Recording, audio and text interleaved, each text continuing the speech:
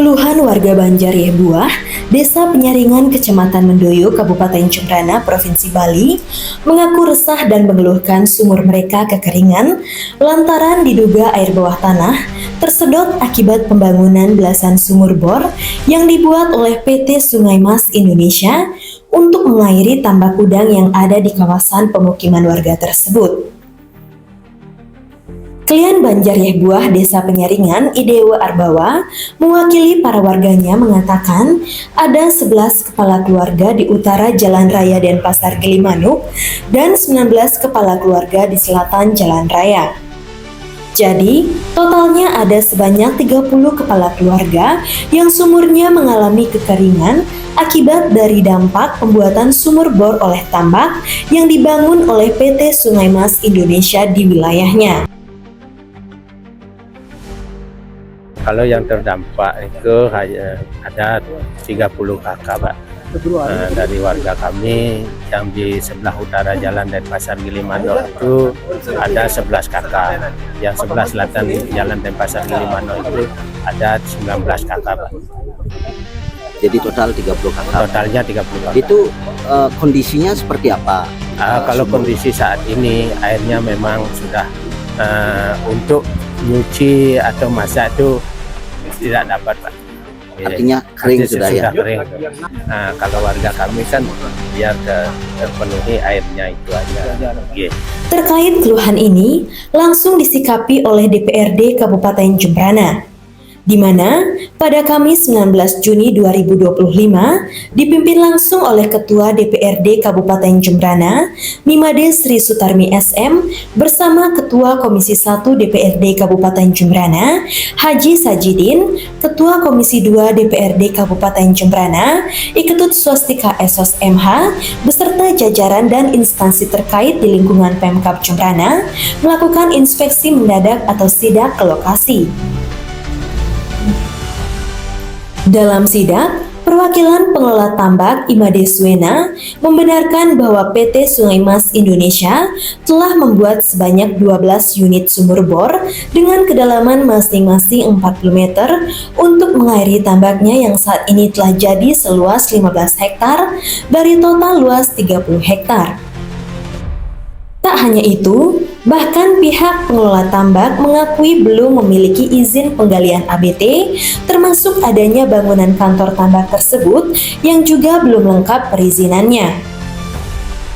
Atas temuan tersebut, Ketua DPRD Kabupaten Jembrana Nimade Sri Sutarmi SM dengan tegas memerintahkan Kasatpol PP Pemkab Jembrana yang diwakili Kepala Bidang Penegakan Perundang-undangan Daerah atau PPUD Iketut Jaya Wirata untuk menyegel sementara operasional tambak pada bagian yang belum memenuhi perizinan, diantaranya sumur bor dan bangunan yang belum memiliki PBG.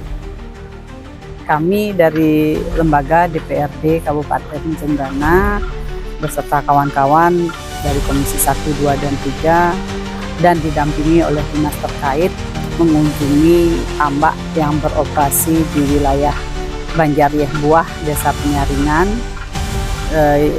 Tambak ini bernama PT Sungai Mas Indonesia.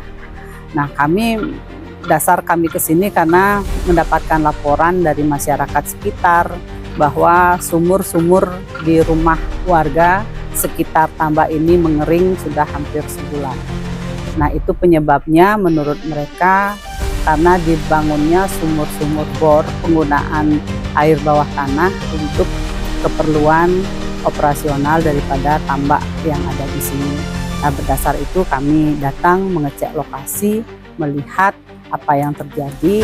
Ternyata setelah kami berkomunikasi dengan petugas yang ada di lokasi menyatakan bahwa memang benar menggunakan sumur-sumur bor yang sudah ada. Sekarang ada 12 titik sumur yang sudah dibangun dan sudah mulai dimanfaatkan untuk kebutuhan daripada tambak-tambak yang ada.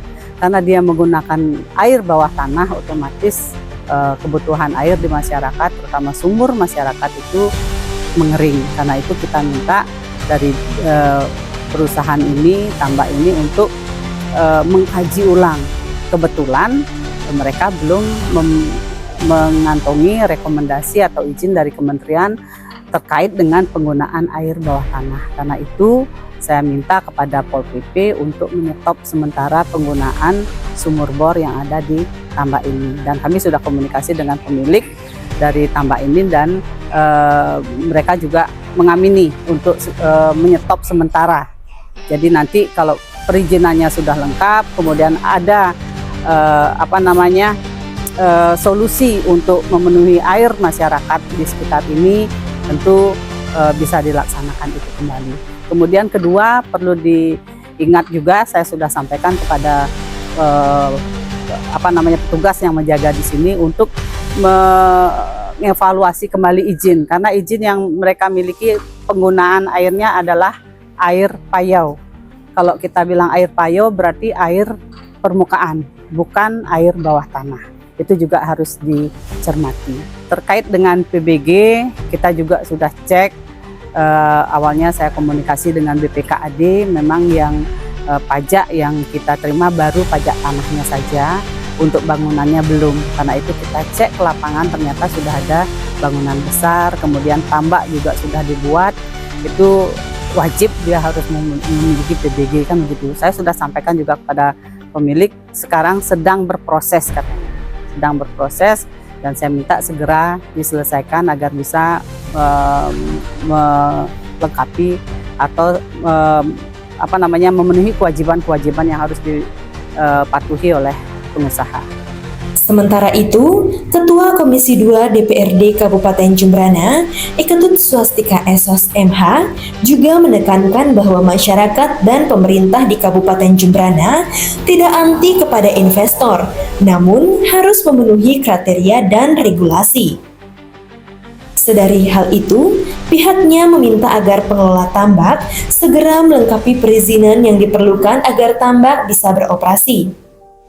Imades Wena selaku pihak perwakilan pengelola tambak menerima atas teguran dan penyegelan tersebut dan berjanji akan segera melengkapi perizinan, termasuk memberikan solusi terbaik atas apa yang menjadi keluhan warga. Kita berproses demikian rupa sehingga terkendala perizinan sampai saat ini belum terbit.